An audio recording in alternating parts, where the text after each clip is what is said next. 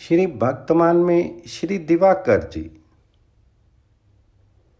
उपदेशे नृपसिंह रहत नित्य आज्ञाकारी पक्व वृक्ष ज्यों नाय संत पोषक उपकारी। बानी भोला राम सहद सब बहिन पर छाया भक्त चरण रज जाची विशद राधो गुण पाया। करमचंद कश्यप सदन बहुरी आय मनो बपु धर्यो अज्ञान ध्वांत अंतहीकरण द्वितीय दिवाकर अवतर्यो। जीवों के हृदय के अज्ञान रूपी अंधकार को दूर करने के लिए श्री दिवाकर भक्त जी मानो दूसरे सूर्य के समान हुए। आपने बड़े बड़े रजोगुनी क्रूर प्रकृति के राजा महाराजाओं को उपदेश देकर के भक्ति पथ पर आरूढ़ किया। वे सब सदा सर्वदा आपकी आज्ञा का पालन करने में तत्पर रहते थे। जिस प्रकार परिपक्व फलों के भार से वृक्ष नरम हो जाते हैं, उसी प्रकार आप अपने सद्गुणों के कारण अत्यंत विनयशील थे। बड़े ही सद्भाव पूर्वक भगवत प्रसाद अन्न एवं उपदेश अमृत से संतों का पालन पोषण करते थे तथा प्राणी मात्र के उपकार में तत्पर रहते थे। अब बात बात में भोला राम इस प्रकार का उच्चारण करते थे। सबके शुभ चिंतक तथा सब पर कृपा रखते थे। भक्तों के चरण राज्य को ही अपना सर्वस्व समझ करके उसी की कामना याचना करते थे। आपने आजीवन भगवान श्री रामचंद्र जी के परम उज्जवल गुणों का गान किया। आपके पिता श्री करमचंद जी मानो साक्षात प्रजापति श्री कश्यप जी थे। उनके घर मानो साक्षात सूर्य भगवान ही पुनः भक्त श्री दिवाकर जी के रूप में प्रकट हुए। श्री दिवाकर जी के विषय में विशेष विवरण इस प्रकार है। श्री दिवाकर जी का जन्म राजस्थान के देवासा ग्राम में हुआ था। उनके पिता श्री करमचंद वैश्य परम भगवत भक्त थे। श्री दिवाकर जी की पितामही भी बड़ी उदार हृदया और साधु सेवी थी। इस प्रकार श्री दिवाकर जी में भक्ति के संस्कार उनके रक्त में ही विद्यमान थे। श्री सीताराम जी आपके इष्ट और श्री अग्रदेव आचार्य जी आपके गुरु थे। आपके जन्म के बाद ही आपके पिता श्री करमचंद जी ने गृहस्थ आश्रम का परित्याग करके श्री अनंत आनंद आचार्य जी से विरक्त दिशा ले ली थी और अपना सारा जीवन भगवत भागवत सेवा में ही बिताया। आपके यहाँ संतों का आगमन प्राय बना ही रहता था। श्री दिवाकर जी में श्री संत सेवा के प्रति बड़ी निष्ठा है। धीरे धीरे आपके यहाँ संत सेवा का कार्य तो बढ़ता गया, पर वाणिज्य व्यापार की तरफ प्रवृत्ति घटती गई। फलस्वरूप अर्थ अभाव हो गया। फिर भी दिवाकर जी की उदारता और साधु सेवा में कोई कमी नहीं आती थी। जब भी कभी घर में सीधा सामग्री का अभाव होता, आप अपनी कुदड़ी किसी वणिक के यहाँ गिरवी रख करके सामान लाते और जब पैसों की व्यवस्था हो जाती तो उसे छुड़ा लाते। एक बार आपके घर पर 20 संतों की एक मंडली आ गई।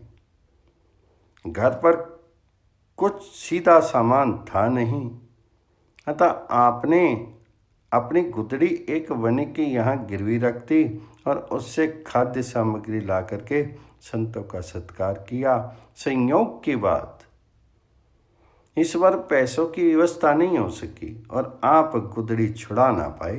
धीरे धीरे समय बीतता गया। शीत ऋतु आ गई, फिर कड़ाके की सर्दी पड़ने लगी।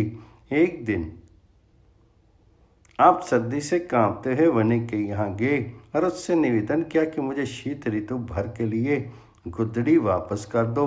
जैसे ही पैसे की व्यवस्था होगी मैं आपका कर्ज चुका दूंगा। परंतु गुदड़ी वापस करने की कौन कहे? वणिक ने पैसे के बिना इनसे सीधे मुंह बात भी नहीं की। भगवत इच्छा समझ आप वापस लौट आए। रात में ठंड के मारे नींद नहीं आ रही थी, तो आप थर थर कांपते हुए बैठे बैठे भगवान नाम संकीर्तन करने लगे। भगवान जी से भक्त का ये क्लेश देखा नहीं गया। वे स्वयं एक रजाई लेकर के आए और चुपचाप उन्हें उड़ा दिया। दूसरे दिन वणिक ने जब इन्हें नई रजाई ओढ़े देखा तो क्रोध में भर करके बोला कि मेरे पैसे तो दिए नहीं और अपने लिए नई रजाई बनवा ली। ऐसा कह करके उस निर्दयी वणिक ने इनकी रजाई छीन ली। रात में ये फिर थर थर कांपते भगवान नाम संकीर्तन करने लगे।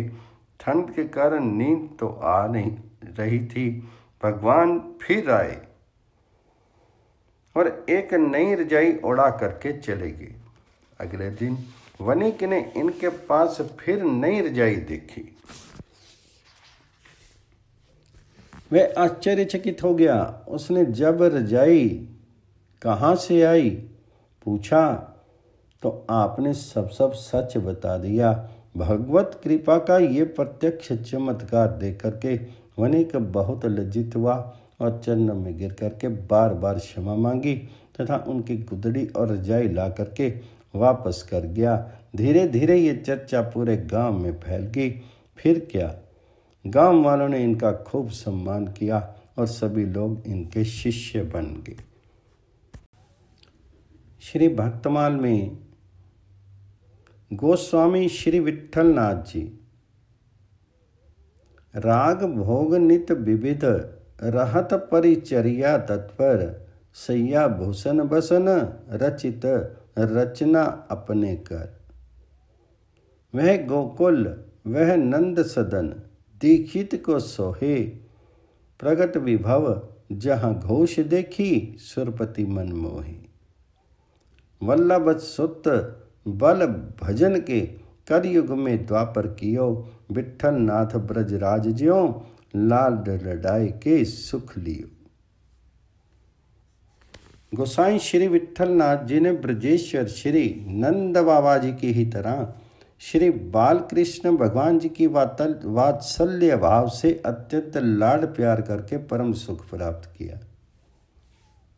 आप नित्य प्रति श्री ठाकुर जी की सेवा में अनेक प्रकार के सामयिक पदों का गायन और उत्तम उत्तम नैवेद्य समर्पण पूर्वक अष्टयाम सेवा में ही तल्लीन रहते थे। आप अपने हाथ से ही श्री ठाकुर जी का वस्त्राभूषणों से श्रृंगार करते थे एवं शयन के लिए शैया सजाते थे, अर्थात समस्त सेवा स्वयं ही करते थे। द्वापर युग में श्री गोकुल एवं श्री नंद बाबा के महल की जो शोभा थी वह शोभा दाक्षिणात्य दीक्षित ब्राह्मण श्री विट्ठलनाथ जी के समय में भी श्री गोकुल एवं उनके भवन की थी। जिस प्रकार द्वापर युग में श्री गोकुल के गोपों का ऐश्वर्य देख करके देवराज इंद्र मोहित हो जाते थे, उसी प्रकार का वैभव श्री विट्ठलनाथ जी के समय में भी श्री गोकुल में था। सारांश ये है कि श्रीमद् वल्लभाचार्य जी के पुत्र श्री विट्ठलनाथ जी ने भगवत चंद के बल से कलयुग में भी द्वापर कर दिया था। गोस्वामी श्री विट्ठलनाथ जी से संबंधित विशेष विवरण इस प्रकार हैं। गोसाई श्री विट्ठलनाथ जी की महिमा का बखान असंभव नहीं तो कठिन अवश्य है। वे श्री वल्लभाचार्य महाराज के पुष्टि सिद्धांतों के भाष्यकार थे। उनकी कीर्ति सुधा के अपार पारावार में अष्टचाप की महाकवि की सूरदास, कुंभन दास आदि ने राज रानी भक्ति का अभिषेक करके भागवत धर्म की जो विजयनी पताका फहराई वह अनंत काल तक ब्रज क्षेत्र में लहरा करके स्वर्ग को पृथ्वी पर उतर आने के लिए चुनौती देती रहेगी। श्री विट्ठलनाथ जी के जीवन काल में भक्ति रसमय योग थी। श्री कृष्ण प्रेम से सदा सरवार हो उठी। उन्होंने महाप्रभु श्री वल्लभाचार्य जी की प्रेम लक्षणा भक्ति की आयु दिन दूनी रात चौगुनी बढ़ा दी। अष्टछाप के कवियों ने उनके प्रति जो अगाध श्रद्धा भक्ति अपनी रचनाओं में प्रकट की है, वह उनकी परम उत्कृष्ट भगवदीयता की परिचायिका है। श्री विट्ठलनाथ महाप्रभु वल्लभ के शुद्ध अद्वैत दर्शन के प्रति भक्ति प्रतीक थे। श्री गोसाई विट्ठलनाथ महाप्रभु वल्लभ के द्वितीय पुत्र थे। उनके प्रकट होने पर केवल तेलंग कुल ही नहीं पवित्र हुआ, अपितु समस्त भारत देश पवित्र के तात हो गया। उनका जन्म संवत 1572 विक्री में काशी के निकट चुनार में हुआ। उनके पिता श्री वल्लभ नवजात शिशु को अपने पूर्व निवास स्थान अड़ैल ले आए और वहाँ उन्होंने उनके आवश्यक संस्कार कराए। भाग्यशाली विट्ठल के प्राकट्य पर महाकवि सूर ने मंगल गीत गाया था। गोकुल में नंद महोत्सव मनाया गया था। कलयुग के जीवों के उद्धार और संतों के प्रतिपालन के लिए ही उनका जन्म हुआ था। संवत 1580 विक्रमी में अड़ैल में उनका यज्ञोपवीत हुआ। अपने पिता की तरह वे विग्रस्त थे। उन्होंने 2 विवाह किए थे। पहली पत्नी का नाम रुक्मिणी और दूसरी का पद्मावती। उनके जीवन का अधिकांश गोवर्धन और गोकुल में व्यतीत हुआ। आपने पिता द्वारा निर्धारित भगवान जी की 8 झांकियों के अनुरूप विधिवत सेवा करके भक्ति रस अमृत का आस्वादन करने को ही उन्होंने श्रेय मार्ग स्वीकार किया। संवत 1587 विक्रमी में श्री वल्लभ के गोलोक प्रयाण के बाद उनके ज्येष्ठ पुत्र श्री गोपीनाथ जी उत्तराधिकारी हुए। थोड़े ही समय के बाद उनका भी लीला प्रवेश हो गया। गोपीनाथ जी की विधवा ने अपने पुत्र श्री पुरुषोत्तम का पक्ष लिया। कृष्णदास अधिकारी ने भी उन्हीं का साथ देकर श्री विट्ठलनाथ जी का ड्योढ़ी दर्शन बंद कर दिया। वे श्रीनाथ जी के विरह में सहिष्णुता पूर्वक अपने दिन बिताने लगे। वे परसौली चले गए और वहीं से श्रीनाथ जी के मंदिर के झरोखे की ओर देखा करते थे। उनकी पताका को नित्य नमस्कार कर लिया करते थे। परसौली में रहते समय उन्होंने श्रीनाथ जी के वियोग में जो रचना की वह विज्ञप्ति नाम से प्रसिद्ध है। जब उनके पुत्र गिरिधर जी ने मथुरा के हाकिम से शिकायत करके कृष्णदास अधिकारी को कैद करवा दिया, तब गोसाई जी ने अन्न जल का त्याग कर दिया। कृष्णदास के मुक्त होने पर ही उन्होंने भोजन किया। इस सहानुभूति का कृष्णदास पर बड़ा प्रभाव पड़ा। उन्होंने गोसाई जी से क्षमा मांगी और उनके उत्तराधिकारी की मान्यता थी। श्री विट्ठलनाथ जी ने पुष्टि मार्ग के विकास और प्रगति में बड़ा योग दिया। उन्होंने श्री कृष्ण की भक्ति प्राप्ति में अपनी कलाकारिता, काव्य मर्मज्ञता, संगीत निपुणता और चित्रकारिता का उपयोग करके असंख्य जीवों को भावसागर के पार उतार दिया।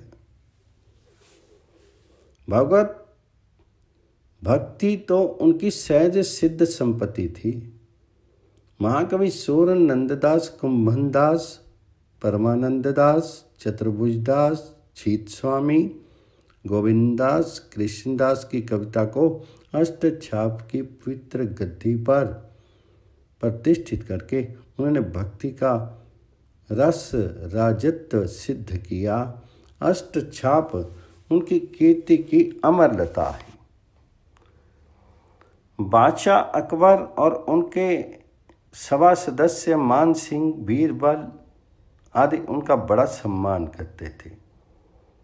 राजा आस्करन, महारानी दुर्गावती तथा अन्य भगवतीय जीवों ने उनके यश की गंगा में अपना परलोक बना लिया। अकबर ने गोकुल और गोवर्धन की भूमि उन्हें निःशुल्क दे दी थी। श्री गोसाई विट्ठलनाथ जी ने गुजरात की भी यात्रा की थी। उस क्षेत्र में भागवत धर्म का प्रचार किया था। उनके 252 वैष्णव शिष्य बहुत ही प्रसिद्ध हैं। वास्तव में वे मंगल रूप निधान थे।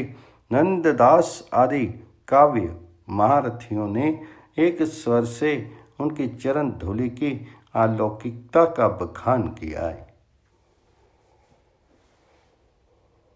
संवत 1642 विक्रमी में गोवर्धन के एक कंदरा में प्रवेश करके उन्होंने अपने जीवन लीला समाप्त की। गोसाई विट्ठलनाथ जी का जीवन चरित्र भगवान श्री कृष्ण के लीला सौंदर्य का दर्शन बोध है। उनका भगवान श्री कृष्ण के प्रति वात्सल्यपूर्ण पुत्र भाव और श्री श्री जी के प्रति पुत्र वधू भाव था।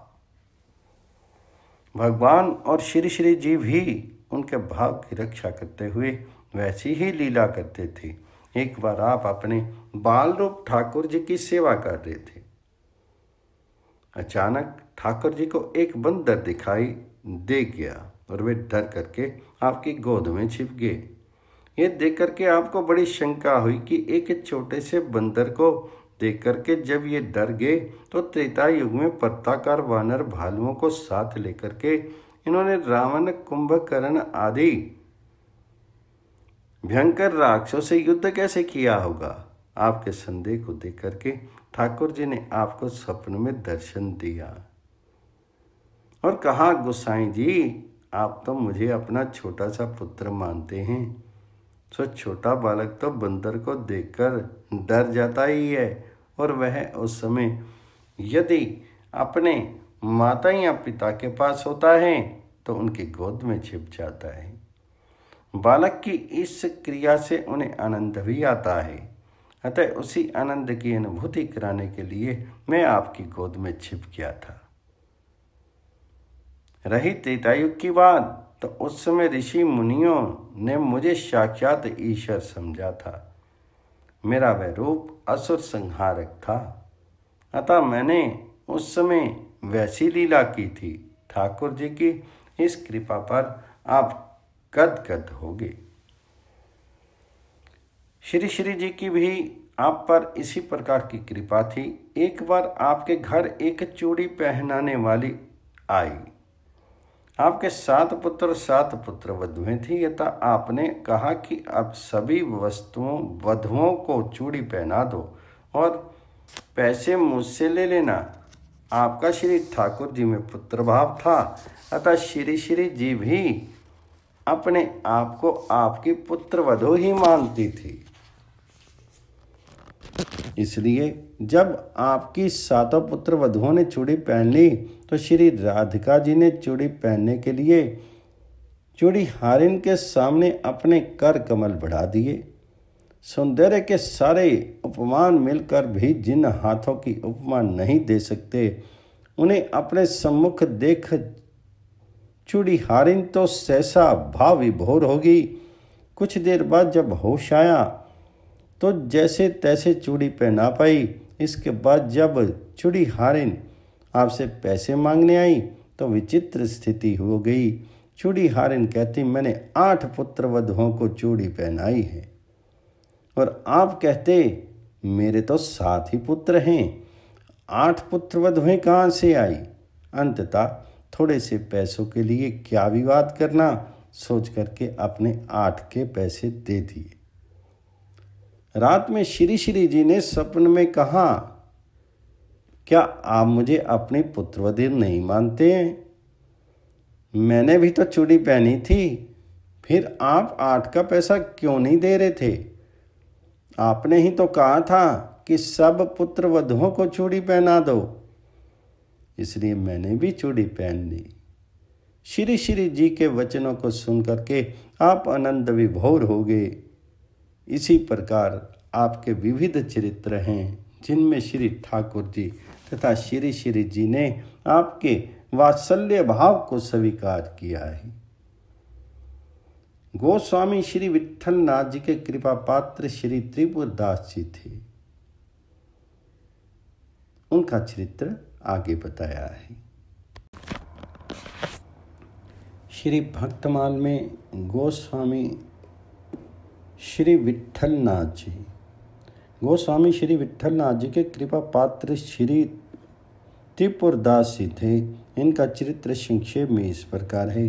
श्री त्रिपुरदास जी, भक्त श्री त्रिपुरदास जी गोसाई श्री विट्ठलनाथ जी के कृपा पात्र सदग्रस्त संत थे। आप ब्रज मंडल के अंतर्गत शेरगढ़ के निवासी थे। आपका जन्म कायस्थ वंश में हुआ था और आपके पिता शेरगढ़ रियासत के यवन राजा के राज्य मंत्री थे। इतना सब होते हुए भी आपकी प्रवृत्ति विषय भोगों की ओर ना होकर के प्रभु भक्ति की ओर ही थी। एक बार आप अपने पिताजी के साथ आगरा से आ रहे थे। मार्ग में श्री गोवर्धन जी में रुक करके आपने श्री श्रीनाथ जी का दर्शन किया। श्री ठाकुर जी का दर्शन करके आप ऐसे आनंदमग्न हुए कि आपने वहाँ रुकने का मन बना लिया। पिताजी ने बार बार समझाया, परंतु इन्होंने घर जाने से इनकार कर दिया। अंत में वे अकेले ही घर के लिए चल दिए और आप श्री ठाकुर जी की मधुर झांकी के दर्शन के लिए वहीं रुके रहे। परंतु दुर्भाग्यवश कुछ दुष्टों ने आपके पिताजी को रास्ते में ही मार डाला। यद्यपि ये अत्यंत दुखद समाचार था, आपको हार्दिक कष्ट तो हुआ, परंतु आपने इसमें भी भगवान जी का मंगल में विधान नहीं माना। अब आप गृह परिवार आदि के बंधनों से मुक्त होकर के केवल श्रीनाथ जी का दर्शन करते और उसी में आनंदमग्न रहते। एक दिन जब आप प्रेममय दशा में आनंदमग्न थे तो गोसाई श्री विट्ठलनाथ जी महाराज की आप पर दृष्टि पड़ी। आपको अधिकारी जीव जान करके उन्होंने परिचय पूछा। आपने आचार्य श्री के चरणों में प्रणिपात कर साष्टांग प्रणाम किया और अत्यंत दीनतापूर्वक कहा, प्रभु मैं मात्र पितृहीन सरथानाथ बालक हूँ, अपनी चरण शरण में लेकर मुझे स्नात करें। आचार्य श्री आपकी प्रभु भक्ति और विनम्रता देख करके बहुत प्रसन्न हुए और आपको विधि पूर्वक दीक्षा दे करके ब्रह्म संबंध की प्रतिष्ठा की। कुछ दिन तक आप श्री श्रीनाथ जी की सेवा में श्री गोवर्धन जी में रहे। तत्पश्चात श्री गोसाई जी की आज्ञा मान करके आप पुनः घर आ गए और भक्ति में जीवन व्यतीत करते हुए घर पर ही निवास करने लगे। यवनराज को जब आपके गृह आगमन की जानकारी हुई तो कुछ कृतज्ञतावश और कुछ आपकी योग्यता से प्रभावित हो उसने आपको बुला करके राज्य मंत्री बना दिया। श्री त्रिपुरदासी राज्य मंत्री बन तो गए, पर जो अनंत ब्रह्मांडों के स्वामी का सेवक रहा हो उससे किसी तुच्छ यवन राजा की चाकरी भला कैसे हो सकती थी। फिर प्रभु भी भला अपने सेवक को अन्य किसी की सेवा में कैसे देख सकते थे। अन्यायी यवन राज की चाटुकारिता आपसे हो नहीं सकी, अतः उसने द्वेषवश आपका सर्वस्व अपहरण कर लिया और मंत्री पद से हटा दिया। इस प्रकार आपको लौकिक बंधनों से पुनः मुक्ति मिल गई। आपकी श्री आचार्य महाप्रभु तथा श्री श्रीनाथ जी के चरणामृत प्रसाद में बड़ी ही निष्ठा थी। बिना चरणामृत प्रसाद लिए आप अन्न जल कुछ भी ग्रहण नहीं करते थे। संयोग की बात है, एक दिन जब आप भोजन करने गए तो रसोइये ने कहा कि आज चरणामृत प्रसाद एकदम समाप्त हो गया है। ये सुनते ही आप ये कहते हैं वापस चले गए कि बिना चरणामृत प्रसाद ग्रहण किए तो मैं अन्न जल ग्रहण करूँगा नहीं। तुम लोग श्री ठाकुर जी का भोग लगा करके प्रसाद पा लेना। भक्त भूखा रहे तो भगवान को भला भोग कैसे प्रिय लग सकता है। श्री त्रिपुरदास जी की नियम निष्ठा चरणामृत प्रसाद के प्रति प्रेम देख करके भगवान स्वयं एक 10 वर्ष के बालक बन गए और 3 थैलियाँ लेकर के रसोइये के पास आए और बोले, भंडारी जी ये 3 थैलियाँ श्री त्रिपुरदास जी ने भिजवाई हैं। इसमें एक में श्री श्रीनाथ जी का महाप्रसाद दूसरी में उनका चरणामृत प्रसाद और तीसरी थैली में आचार्य श्री का चरणामृत प्रसाद है। रसोइये ने थैलियाँ ले ली और बाल रूप भगवान चलते बने। श्री ठाकुर जी का भोग लग जाने पर रसोइये ने श्री त्रिपुरदास जी को बुलाने के लिए भेजा, परंतु वे नहीं आए। कई बार बुलाने पर आए तो खिन्न भाव से कहने लगे कि मैंने तो पहले ही कह दिया था कि बिना चरणामृत प्रसाद ग्रहण किए मैं एक कण भी मुख में नहीं रखूंगा, फिर आप लोग क्यों बार बार बुला रहे हैं। ये सुनकर के आचार्य चकित होते हुए रसोइये ने कहा, आप ही ने तो एक बालक के हाथ 3 थैलियों में चरणामृत प्रसाद और महाप्रसाद भेजा था, फिर ऐसी बात क्यों कर रही हैं। अब आश्चर्यचकित होने की बारी त्रिपुरदास जी की थी। उन्होंने कहा कि मैंने तो किसी से चरणामृत प्रसाद नहीं भेजा था, कौन लाया, कहाँ है वह बालक। रसोइये ने कहा, वह तो थैलियाँ देकर के तुरंत चला गया था। अब आपको ये समझते देर नहीं लगी कि करुणा विग्रह श्री श्री नाथ जी ने ही मेरे लिए ये कष्ट किया। प्रभु की कृपा विचार करके वे गदगद हो गए और उनकी आंखें अश्रुपूरित हो उठी। श्री त्रिपुरदास जी ने ऐसी प्रतिज्ञा की थी कि मैं प्रति वर्ष शीतकाल में ठाकुर श्री श्री नाथ जी के लिए अंगरखा भेजा करूँगा। तदनुसार ये अत्यंत ही बहुमूल्य वस्त्र का दगला सिलवाते थे, फिर उसमें सुनहले गोटे लगवाते थे और बड़े प्रेम से भेजते थे। यही कारण है कि इनका भेजा हुआ दगला ठाकुर श्री नाथ जी को अत्यंत प्रिय लगता था और गोसाई श्री विट्ठल नाथ जी भी उसे बड़े प्रेम से श्री ठाकुर जी को धारण करवाते थे। कुछ काल उपरांत इनका ऐसा समय आया कि राजा ने इनका सर्वस्व अपहरण कर लिया। ये एक एक आने और एक एक दाने को मुताज हो गई। इसी बीच शरद ऋतु आ गई, तब इन्हें श्री ठाकुर जी के लिए दगला भेजने की याद आई, परंतु धन का सर्वथा होने से श्री ठाकुर जी की सेवा से वंचित होने तथा प्रतिज्ञा भंग होने के दुख से इनकी आंखों में आंसू छलछलाए। एकाएक पीतल की एक दावात इनकी नज़र में आई, फिर तो मानो डूबते को तिनके का सहारा मिल गया हो। इन्होंने मन में निश्चय किया कि इसी को बेच करके श्री ठाकुर जी की सेवा करूंगा। श्री त्रिपुरदास ने उस दावात को बाजार में बेचा, उससे उन्हें 1 रुपया मिला। उस रुपये से इन्होंने केवल मोटे कपड़े का एक थान खरीदा, फिर उस कपड़े को लाल रंग में रंगा, परंतु फिर भी इनका साहस नहीं हुआ कि ऐसे साधारण वस्त्र को लेकर के हम कैसे श्री गोसाई जी के पास जाएं। अतः उसे घर में ही रख लिया।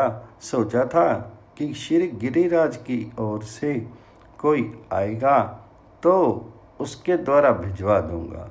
इसी बीच श्री गोसाई जी का कोई सेवक अपने गांव में आया हुआ सहज ही दिख गया। फिर तो इन्होंने वह वस्त्र उस सेवक को देकर कहा, आप इसे भंडारी जी के दे देना। यद्यपि ये वस्त्र श्री गोसाई जी के किसी दास दासी के भी पहनने योग्य नहीं है, तो भी मुझ दिन की ये तुच्छ भेंट आप ले जाइए, परंतु एक बात का ध्यान रखिएगा, मेरी आपसे ये प्रार्थना है कि इस वस्त्र का समाचार श्री गोसाई जी को मत सुनाइएगा। श्री प्रियादास जी इस घटना का अपने कविताओं में इस प्रकार वर्णन करते हैं, कायथ त्रिपुर दास भक्ति सुख राशि भरेयो, करियो ऐसे पन सीत दगला पठाइए, निपट अमोल पट हित जटि आवे ताते अति भावे नाथ अंग पहराइए, आयो को काल नरपति ने बिहाल कियो, भयो ईस ख्याल ने को घर में न खाइए, वही ऋतु आई सुधी आई आँखी पानी भरी, आई एक द्वाती दीठी आई बेची ले आइए। बेची के बाजारियों रुपया एक पायो ताको, ल्यायो लोटो थान मात्र रंग लाल गाइए, भिज्यो अनुराग पुनि नैन जल धार भिज्यो, भिज्यो धीनताई धरी राख्यो और आइए। को प्रभु जन आए सहज दिखाई दई भई, मन दियो ले भंडारी पकड़ाइए, काहू दास दासी के न काम को पे जाऊ ले, के विनती हमारी जो गोसाई न सुनाइए। उस सेवक ने श्री त्रिपुरदास जी के वस्त्र को ला करके भंडारी के हाथ में दे दिया और उस भंडारी ने उस वस्त्र को बिछा करके उसके ऊपर श्री ठाकुर जी के श्रृंगार के और बढ़िया वस्त्र रख दिए। परंतु परम स्नेही ठाकुर श्री श्री नाथ जी से भक्त के इस प्रेम भार की उपेक्षा सही नहीं गई। ये व्याकुल होकर के बोले, मुझे बड़े जोर से ठंडक लग रही है, शीघ्र इसको दूर करने का कोई उपाय करो। तब श्री गोसाई जी ने बहुत से सुंदर सुंदर वस्त्र श्री अंग पर उड़ाए, परंतु ठंड नहीं गई। तब श्री गोसाई ने अंगीठी जलाई, फिर भी ठंड दूर नहीं हुई। तब आपके ध्यान में आया कि किसी भक्त पर अनुग्रह करने के लिए प्रभु ये लीला कर रहे हैं। अतः तुरंत इस सेवक को बुलाकर पूछा कि इस वर्ष किस किस के पोशाकें आई हैं। बही खोल करके सेवक ने सबका नाम सुनाया, परंतु एक त्रिपुरदासी का नाम नहीं लिया। गोसाई श्री विट्ठल नाथ जी ने कहा कि मैंने भक्त त्रिपुरदास का नाम तो सुना नहीं, क्या इस वर्ष इनके यहाँ से पोशाक नहीं आई है? तो सेवक ने कहा, उनका सब धन नष्ट हो गया है, अतः उनके यहाँ से मोटे कपड़े का एक थान आया है, मैंने उसे और पोशाकों के नीचे बिछा रखा है। श्री गोसाई जी श्री ठाकुर जी के मन की जान गए।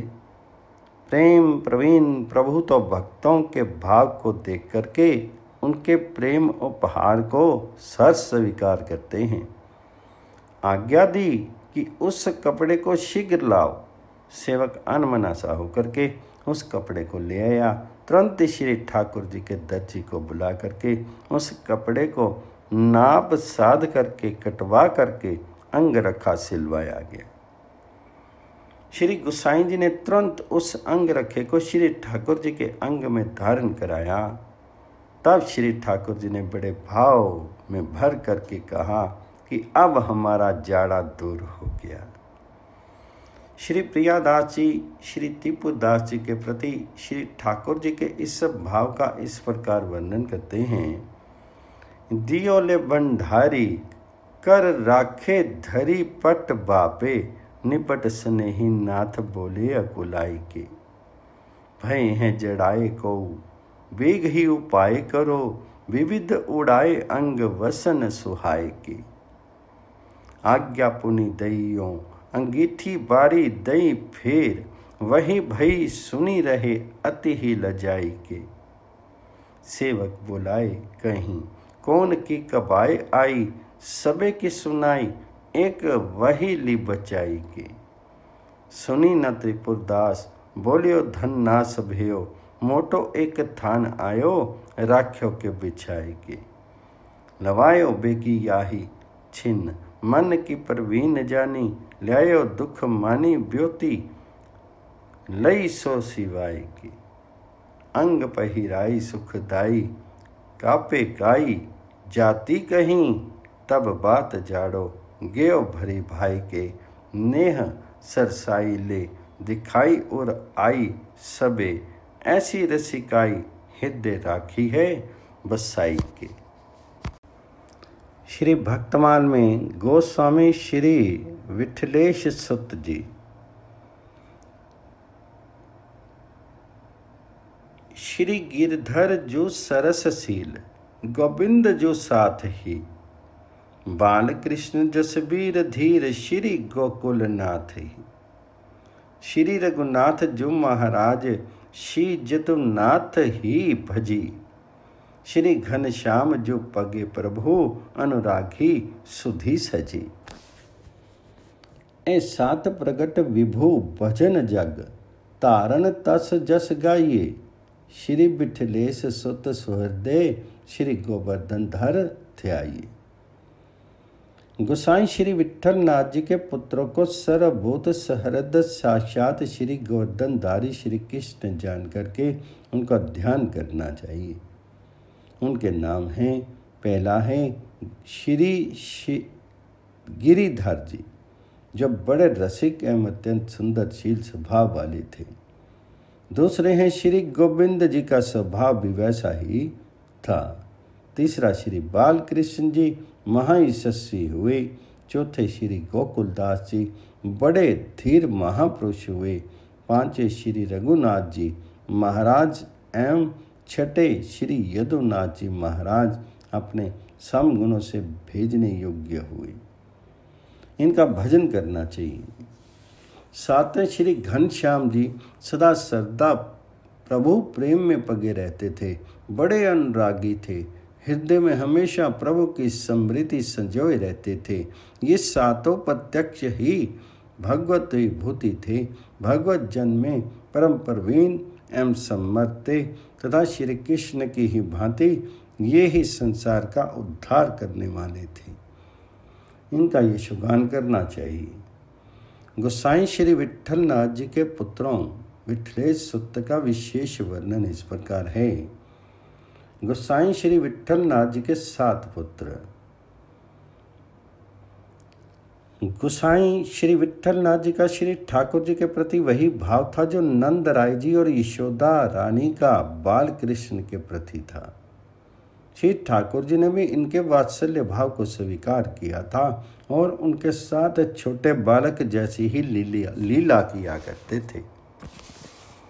वे कभी दूध पीने में आनाकानी करते, कभी सोने में तो कभी बंदर से डर करके उनकी गोद में छिप जाते। श्री गोसाई तो उनकी इस लीला से आनंद विभोर हो जाया करते थे। उनके वात्सल्य भाव पर रीझ करके एक बार श्री ठाकुर जी प्रकट हुए और उनसे वर मांगने को कहा। तब आपने यह वर मांगा कि आपने द्वापर में श्री नंदराय जी को जैसी बाल लीला का सुख दिया एवं उनका आप में जैसा वात्सल्य स्नेह था, वैसा ही सुख एवं वैसा ही स्नेह आप कृपा करके हमको भी प्रदान करें। तब श्री ठाकुर जी ने कहा, पिता के रूप में तो मुझे आप पितृ सुख दे देंगे, पर बिना माता के मेरी बाल लीला का पूर्ण विकास कैसे होगा। अतः पहले आप मेरे रिक्त मात्र पद की पूर्ति करें, फिर आपको परम प्रभावशाली 7 पुत्रों की प्राप्ति होगी। उन सभी पुत्रों में 5-5 वर्ष तक मेरा आवेश रहेगा। इस प्रकार आपको दीर्घ काल तक मेरा वात्सल्य सुख प्राप्त होता रहेगा। कालांतर में प्रभु कृपा से आपको 7 पुत्रों की प्राप्ति हुई और आप दीर्घ काल तक वात्सल्य रस सिंधु में अवगाहन करते रहे। आपने अपने 7 पुत्रों के लिए 7 गदियों की स्थापना की, जिससे वैष्णव धर्म और भगवत भक्ति का खूब प्रचार प्रसार हुआ। लीला संवरण काल में आपने अपने सभी पुत्रों को श्री ठाकुर जी का एक एक सेवा विग्रह प्रदान किया था, जिनकी आज भी परंपरागत रूप से सेवा पूजा हो रही है। इसका निवारण इस प्रकार है। पहला है श्री गिरिधर जी को ठाकुर श्री मथुरेश जी, जो इस समय यतिपुरा में विराजमान हैं। दूसरे हैं श्री गोविंद राय जी को ठाकुर श्री नाथ जी, जो वर्तमान में श्री नाथ द्वारा राजस्थान में विराजते हैं। तीसरे हैं श्री बाल कृष्ण जी को श्री द्वारकाधीश भगवान, जो कांकरौली में विराज रहे हैं। चौथे हैं श्री गोकुलनाथ जी को श्री गोकुलनाथ जी, जो गोकुल धाम में विराजमान हैं। पांचवें हैं श्री रघुनाथ जी को श्री गोकुल चंद्रमा जी, जो वर्तमान में श्री कामवन में विराज रहे हैं। छठे हैं श्री नाथ जी को श्री बाल कृष्ण भगवान, जो इस समय सूरत में विराज रहे हैं, तथा सातवें हैं श्री घनश्याम जी जो ठाकुर श्री मदन मोहन जी जो इस समय काम मन में विराज रहे हैं। इस प्रकार विट्ठल नाथ जी के पुत्रों द्वारा वैष्णव धर्म और भगवत भक्ति का विपुल प्रचार प्रसार हुआ।